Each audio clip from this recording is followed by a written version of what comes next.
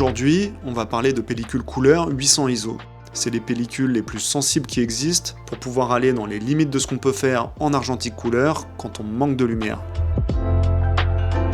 Et dans cette vidéo, on va voir le panel complet de ce qui existe sur le marché parce qu'on n'a que 3 références, la Kodak Portra 800, la Cinestill 800T et la Lomographie 800. Bon, en vérité, c'est pas exactement les seules références, il y a un petit twist à ça, mais je vous explique plus tard.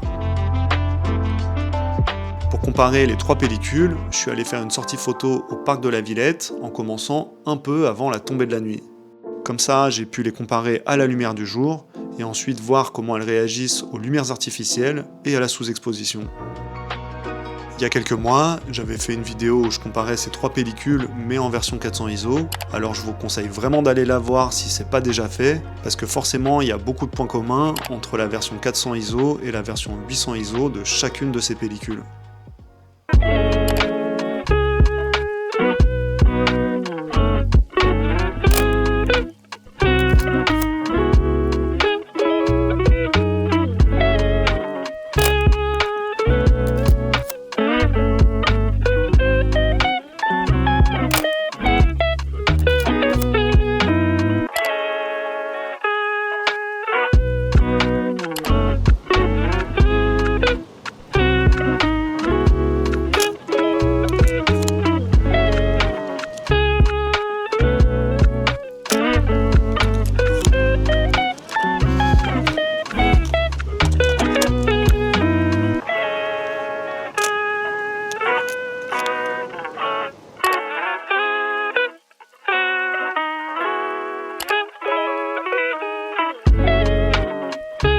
Est-ce que c'est pas mieux d'attendre la nuit?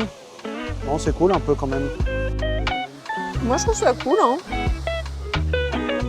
Je vais la prendre. Oh, ok.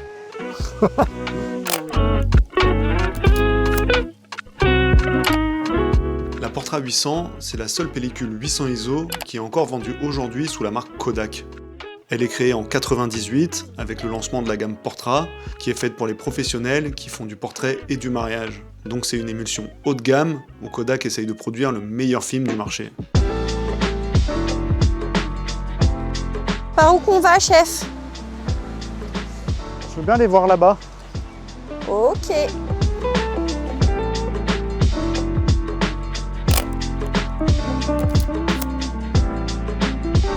Je doute à chaque photo quand même, mais bon, j'imagine que c'est normal.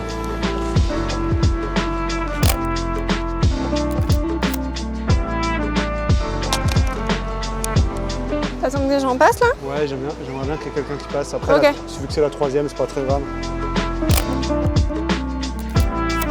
Ce qui fait vraiment toute la réputation de la gamme Portra, c'est sa précision dans le rendu des couleurs, qui va être très fidèle à la réalité, mais tout en gardant une certaine douceur dans sa manière de créer des images. Et la Portra 800, elle déçoit pas de ce côté-là, parce qu'elle arrive à rendre des couleurs assez vives, mais pas trop saturées ni contrastées, qui gardent le look doux et bien défini qu'on attend d'une Portra. Tu m'autorises? Mais c'est moi? Ouais. Ah mais oui, c'est moi. Attends. Elle fait ça bien, hein. J'essaye. C'est vraiment une pellicule qu'on va pouvoir shooter dans toutes les conditions lumineuses, même quand ça devient un peu compliqué, comme ici en fin de journée, ou comme on va le voir un peu plus tard, une fois que la nuit elle sera tombée et qu'on va vraiment commencer à manquer de lumière. Bouge pas. Pardon. Parce que je te mets devant le soleil, alors si tu te décales... Oh là là. C'est moi la star aujourd'hui.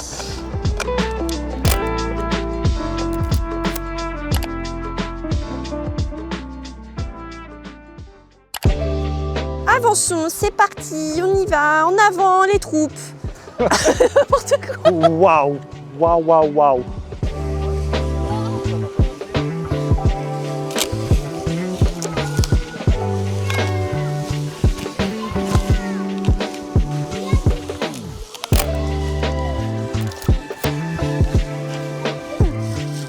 Faut faire un vœu. Ah bon? Enfin, quand elles s'envolent, quoi.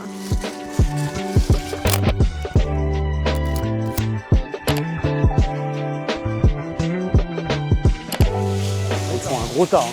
Mais ils ont trop raison, ça c'est un super tas.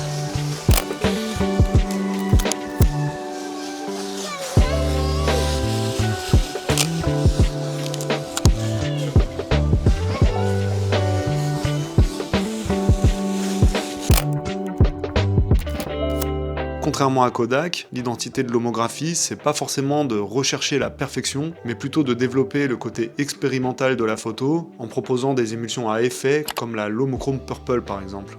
Donc chez l'homographie, on est plutôt habitué à avoir des pellicules qui cherchent pas à être particulièrement fidèles à la réalité, mais ça les empêche pas pour autant de proposer des émulsions classiques qui sont pas stylisées, comme ici avec la Lomographie 800.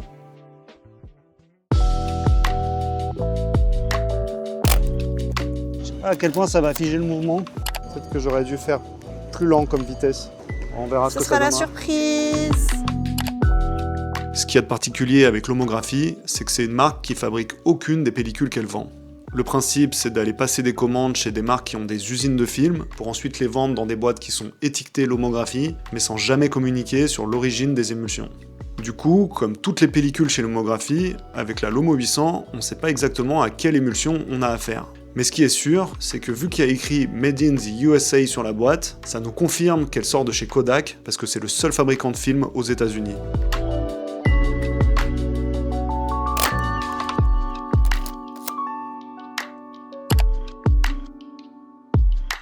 Quand on traîne sur les forums, on peut lire que c'est probablement la même émulsion qu'on retrouve dans les appareils jetables Kodak, qui sont chargés avec des négatifs 800 ISO. D'après mes recherches, Internet a l'air de s'être mis d'accord pour considérer que c'est de la Kodak Gold 800, qui est un film qui est plus vendu en rouleau individuel depuis 2002, mais on se dit que si Kodak en produit encore pour ses appareils jetables, ça serait facile pour eux de revendre l'émulsion à l'homographie pour la Lomo 800.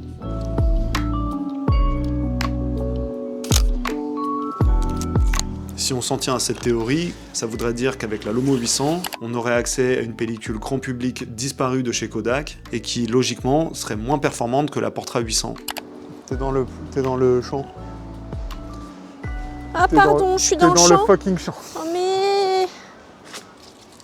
Tout ça pour prendre un vieux Vélib. Ok. Pourtant, à première vue, quand on regarde la définition, les couleurs et le contraste général des photos, je trouve que la Lomo 800, elle est très proche de la Portra 800.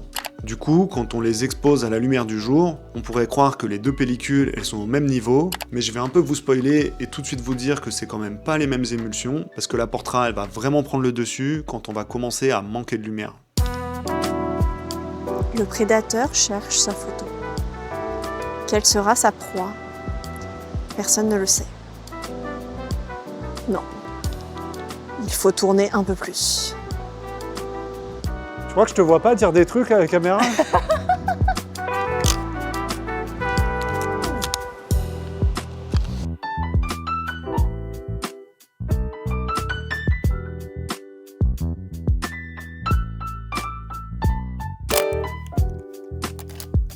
Transformer les pellicules cinéma en pellicules photo, c'est vraiment la marque de fabrique de chez Cinestyle. Pour ça, ils achètent de la pellicule spécialement faite pour le cinéma et ils la traitent ensuite pour qu'on puisse les shooter comme un négatif couleur classique.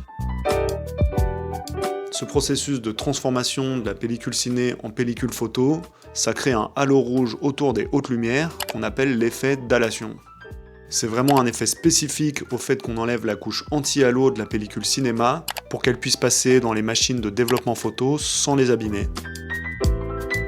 Si vous voulez en savoir plus sur le sujet, je vous renvoie encore une fois vers la vidéo où je compare la Cinestyle 400D à la Portra 400 et à la Lomo 400 et où j'explique le processus avec un peu plus de détails.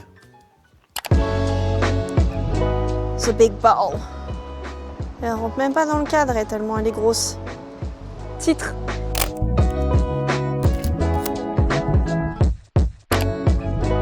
En tout cas, chez Cinestyle, ils cachent pas l'origine de la 800T, donc on sait qu'elle est produite à partir de la Kodak Vision 3 500T, mais vu que c'est une émulsion faite pour le cinéma et pas spécialement pour Cinestyle, il y a d'autres marques qui font pareil, comme par exemple Nation Photo, Reto Project ou encore 100 Film.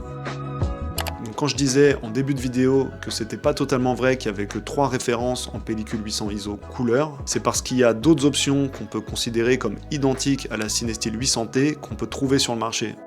Par contre, Cinestyle, c'est la marque qui transforme la pellicule ciné en pellicule photo qui est la mieux distribuée, donc c'est pour ça que je l'ai choisi pour ce comparatif.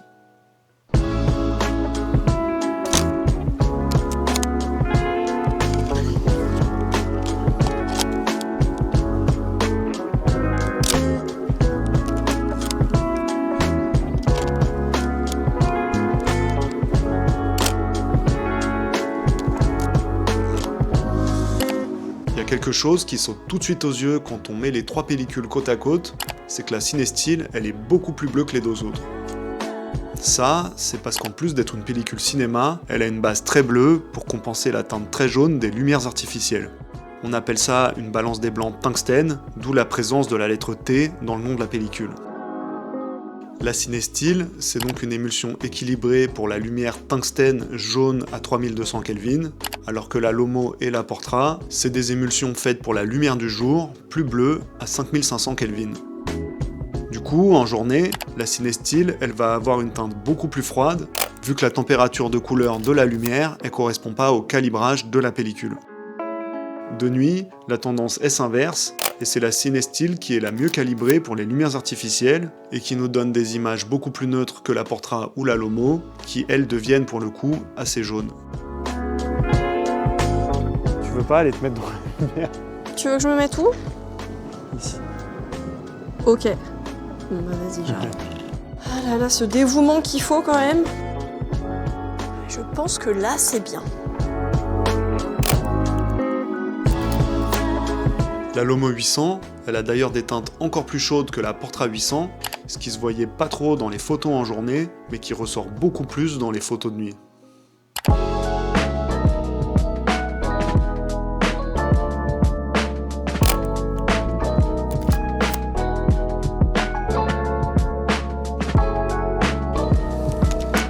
C'est bien moody, hein, ce temps-là. T'aimes bien le mood? Ouais, c'est ça j'aime bien les petits nuages et tout, la tombée de la nuit, c'est cool, je trouve. Une fois la nuit tombée, la sensibilité des pellicules, elle arrive quand même assez vite à sa limite. Donc généralement, à ce moment-là, j'ouvre mon diaph à fond et je choisis une vitesse manuelle à la limite du flou de bouger. En faisant ça, il faut accepter de perdre des détails dans les ombres, mais on peut quand même faire des photos de nuit sans avoir besoin d'un trépied. Ah, s'il te plaît, madame, tourne à droite là. S'il te plaît, madame. Ok, je vais en avoir une comme je voulais au moins. À peu près. Si elle marchait pas au milieu du truc, les gens ils font pas d'efforts. Ouais, c'est quoi ce truc de pas marcher au milieu, là Et nos photos, alors? Pensez à nous quoi. En tout cas, en faisant ça, on peut vraiment comparer comment les 3 pellicules se comportent en sous-exposition et voir la capacité que chacune a à retenir des infos dans les ombres.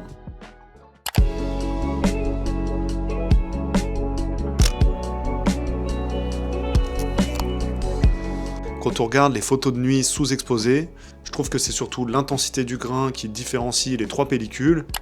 La Portra 800, elle se démarque clairement en ayant un grain particulièrement fin pour une pellicule 800 ISO. C'est pas non plus un grain inexistant, mais je trouve qu'il vient pas trop marquer les photos et qu'on garde des ombres bien définies, comme sur cette photo où on arrive encore à lire le texte du panneau. A l'inverse, la Lomo 800, c'est celle qui performe le moins bien, avec le grain le plus épais et le plus présent des 3 émulsions, qui nous fait perdre pas mal de détails dans les ombres, au point que le texte du panneau il est devenu totalement illisible. Ça laisse la Cinestill dans un entre-deux, à mi-chemin niveau intensité du grain entre la Lomo et la Portra. C'est un grain assez présent, mais qui reste quand même plus fin que la Lomo, et plus présent que celui de la Portra, qui permet de les classer de la plus performante à la moins performante. Il faut quand même dire que sur les photos que j'ai prises en journée, la différence elle est beaucoup plus difficile à percevoir. Donc globalement, c'est des pellicules très performantes niveau définition et finesse du grain quand elles sont bien exposées, mais elles se différencient quand même pas mal quand elles sont sous-exposées.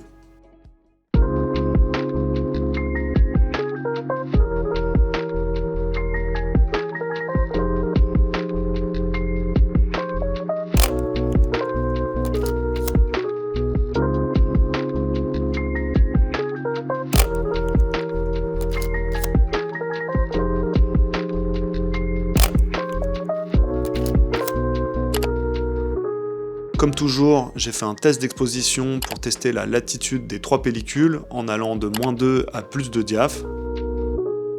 Je vais pas trop parler de la sous-exposition, vu qu'on vient de voir que la Portra 800 elle est plus performante que la Cinestill 800T, qui est elle-même plus performante que la Lomo 800.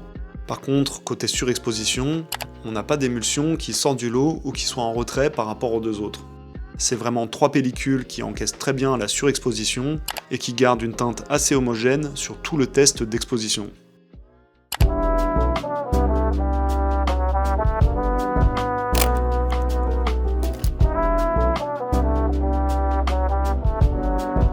Pour résumer, la Portra 800, ça reste évidemment la pellicule la plus performante qu'on a testée aujourd'hui, avec la meilleure définition et une très bonne reproduction des couleurs. Si vous cherchez pas forcément la perfection et que vous aimez le grain et les tons chauds, vous allez sûrement préférer la Lomo 800, qui est, comme on l'a vu, probablement une Kodak Gold 800.